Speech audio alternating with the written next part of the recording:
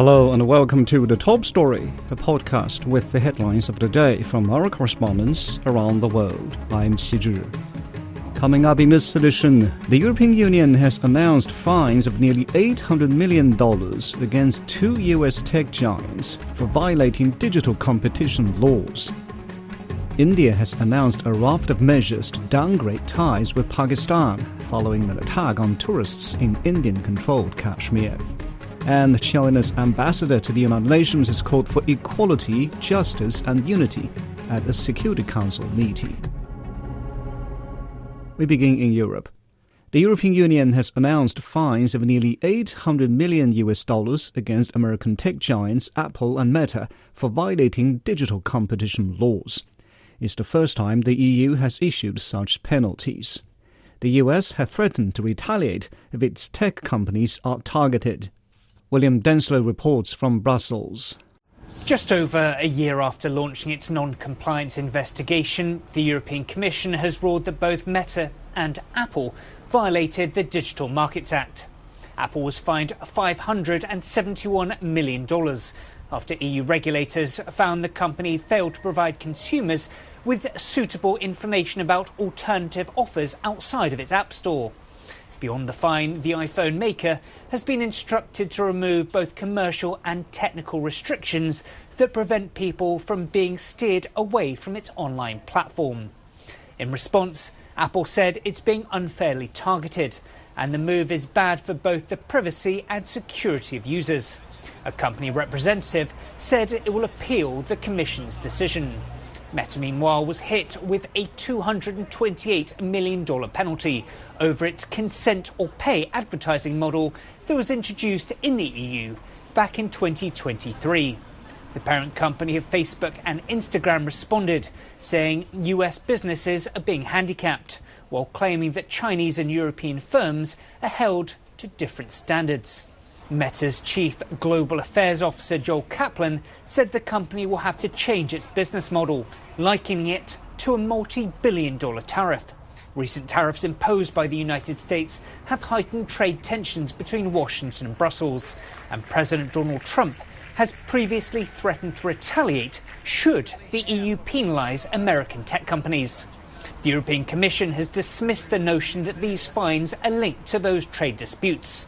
A spokesperson for the Commission said the action against Meta and Apple was proportionate, and that any company operating within the EU has to play by the rules. That was William Denslow reporting from Brussels.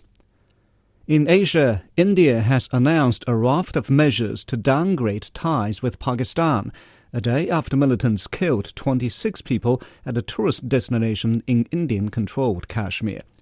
The Foreign Secretary announced India's suspension of a treaty that allows for sharing waters of the Indus River system between the two countries and the closure of main border crossings. New Delhi also declared defense advisors in the Pakistani High Commission persona non grata and asked them to leave. Police said the victims of the attack included 25 Indian nationals and one from Nepal. Protests have erupted over the bloodiest attack on civilians in decades. Ravinder Bawa has more. Well, this attack is being seen as a setback to Prime Minister Narendra Modi's achievement of peace and development in the long-troubled region of Jammu and Kashmir. A lesser-known militant organization called Kashmir Resistance has claimed the responsibility for this attack in a social media message. They have expressed discontent over 85,000 outsiders being settled in the region, leading to a demographic change. Prime Minister cut short his two-day visit to Saudi Arabia and returned to New Delhi on Wednesday morning. He held a meeting with the National Security Advisor, the Foreign Minister, and other senior officials at the airport, being briefed on the situation. India's Interior Minister met with the families of the victims. There were about 1,000 tourists and about 300 local service providers and workers present in the area when the attack took place. About 100 people suspected to have been militant sympathizers in the past are being questioned.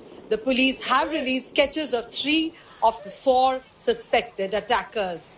Protests erupted around the country condemning the attack. Impact on the tourism industry is expected. Many airlines and travel agents are already reporting cancellations in bookings. Many Kashmiris might face potential economic losses because the tourist season was just getting underway. That was Ravinder Bawa reporting. In China, Foreign Minister Wang Yi says China commends Iran's promise not to develop nuclear weapons and supports the settlement of the Iran nuclear issue through political and diplomatic means. The diplomat told his Iranian counterpart that China also supports Tehran's dialogues with countries including the United States. Li Shuang reports. Chinese Foreign Minister Wang Yi met with his Iranian counterpart Saeed Abbas Araghchi in Beijing as part of Araghchi's official visit to China. The two sides held in-depth discussion on China-Iran bilateral relations, as well as international and regional issues of mutual concern. The talks come at a critical time, just days ahead of a third round of indirect discussion between Tehran and Washington in Oman, aimed at reviving a nuclear deal abandoned by the U.S. in 2018. The two foreign ministers held in-depth talks on the Iran nuclear issue. Wang reiterated China's support for a diplomatic solution, its opposition to peace and unilateral sanctions, and its backing for Iran's right to peaceful nuclear use. Araghchi praised China's constructive role and pledged to maintain close coordination. And before landing in Beijing, Araghchi was in Moscow, underscoring Iran's efforts to keep close consultation with two key players in the nuclear accord, Russia and China. Beijing said the meeting is expected to play a key role in implementing the important consensus reached by the leaders of both countries, strengthening political mutual trust and advancing cooperation across various fields. That was Li Shuang reporting. Turning to North America, China's ambassador to the United Nations has chaired a Security Council meeting on unilateral bullying and its impact on international relations. Fu Cong told UN members that the world needs equality, justice, and unity. He said the U.S. tariffs on global trading partners are an act to serve American interests at the expense of the rights of all countries. Diplomats from more than 80 countries attended the meeting. Many shared their opposition to unilateral tariffs and called for a return to the fair and predictable multilateral trading order. Jody Jacobs reports from New York. It was an informal meeting arranged by the Chinese mission to the UN, and one with a strong message. China practices true multilateralism, firmly opposes hegemonism and power politics, and always upholds justice and stands up for what is right. In the face of U.S. abuse of tariffs, a move against the trend of the times, the meeting, attended by several member states, follows U.S. President Donald Trump's recent decision to impose tariffs on nearly all products imported to the United States, a move China argues has had an adverse effect on global supply chains and violates international trade rules. China's ambassador to the UN added that member states cannot allow things to be dictated by those with the strongest muscles, and that no country has the right to put itself above international law. The world needs openness and inclusiveness, not closure and isolation.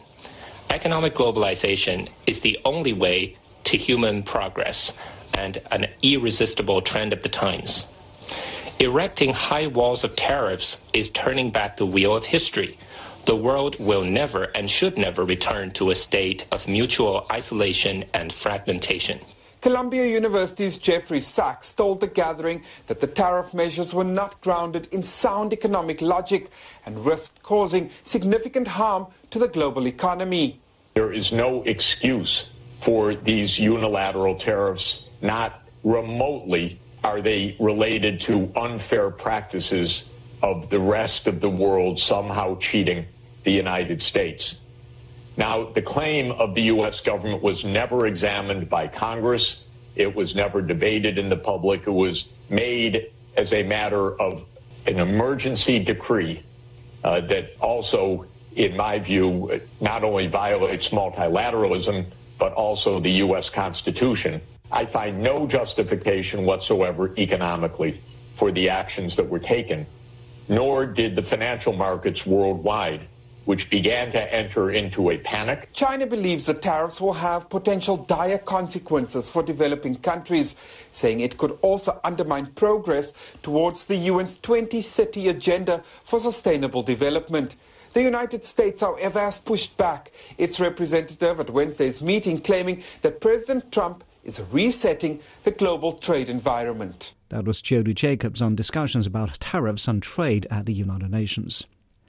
In South America, Brazil is the world's second largest coffee consumer after the United States, with the average Brazilian drinking over 1,400 cups of coffee each year. But due to falling domestic production and other factors, coffee prices in Brazil have surged, pushing up inflation and even giving rise to fake coffee products on the market. Lei Xiangping reports. Coffee prices in Brazil have climbed steeply in recent years, according to a recent report from the Brazilian Coffee Industry Association. Prices jumped nearly 40% in 2024 alone. In São Paulo, Brazil's largest city, many consumers say cheap coffee is becoming a thing of the past. I subscribe to a monthly coffee delivery. The price has definitely gone up a lot. I haven't changed how much I buy yet, but if it gets more expensive, I will have to cut back. Coffee is really expensive now. It used to cost 5 or 6 reais, about $1 for a small cup. Now that price doesn't exist anymore. You need to pay at least 12 reais, maybe more, depending on the place. Data from Brazil's National Statistics Agency shows that, as of January, ground coffee prices had risen over 15% over the previous year. In January alone, prices were up nearly 9% compared to December. Ground coffee alongside carrots and tomatoes was one of the top contributors to food inflation that month. In supermarkets across São Paulo, a 500-gram bag of ground coffee now sells for around 38 reais, up more than 60% from a year ago. As prices rise, fake coffee products are also making their way into some Brazilian stores. These imitations are made with grains, fruits, flavorings, and colorants to mimic real coffee. In Minas Gerais, one of Brazil's top coffee-producing states, professional coffee taster Marcus explains how consumers can spot the difference. Fake coffee often contains impurities like straw, corn, or even stones. Real coffee is made from high-quality beans and is free of contaminants. You can also tell by the look, smell, and taste. Fake coffee is often very bitter, while real coffee made with genuine beans has a thicker texture, richer flavor, and better aroma. Coffee is more than just a beverage in Brazil, it is a daily ritual. But with prices soaring nearly 40% over the past year, Brazilians are now paying much more for their favorite drink. That was Lei Xiangping reporting. To Africa before we go, West Africa's regional bloc is marking 50 years since its founding. Its core objectives remain the same, but ECOWAS is facing new challenges after it recently lost 3 members. The group is determined to get through rough times together. Kelechi Emakalam reports. In the space between the drums in ours, you will... Leaders and representatives from across Africa gathered in Accra to celebrate 5 decades of ECOWAS, an institution built on the goals of regional integration and cooperation. Founded in 1975, ECOWAS now represents more than 400 million people. Over the years, it has worked to open borders, promote intra-Africa trade, and deploy peacekeeping troops in times of crisis. Our objective is to celebrate, reflect, and recalibrate our community.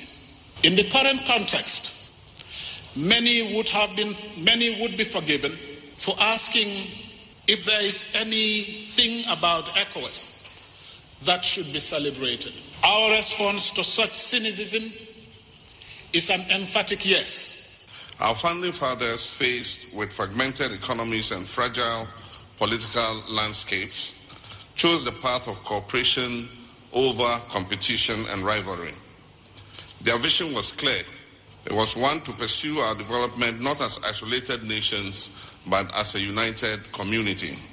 Now, under the alliance of Sahel states, Mali, Burkina Faso and Niger's new duties on goods from ECOWAS countries signals a widening divide and threatens one of ECOWAS's core achievements, a regional free trade zone.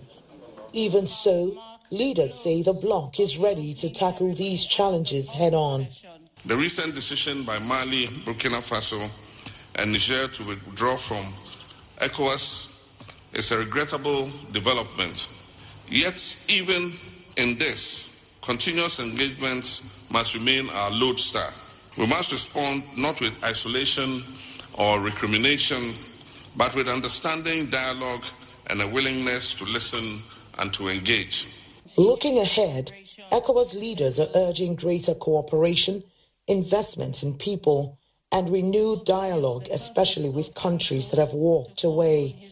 Whether the next chapter for ECOWAS will be one of growth or further division may depend on its ability to bring those nations back to the table. That was Kelechi Imakalam on West Africa reiterating solidarity.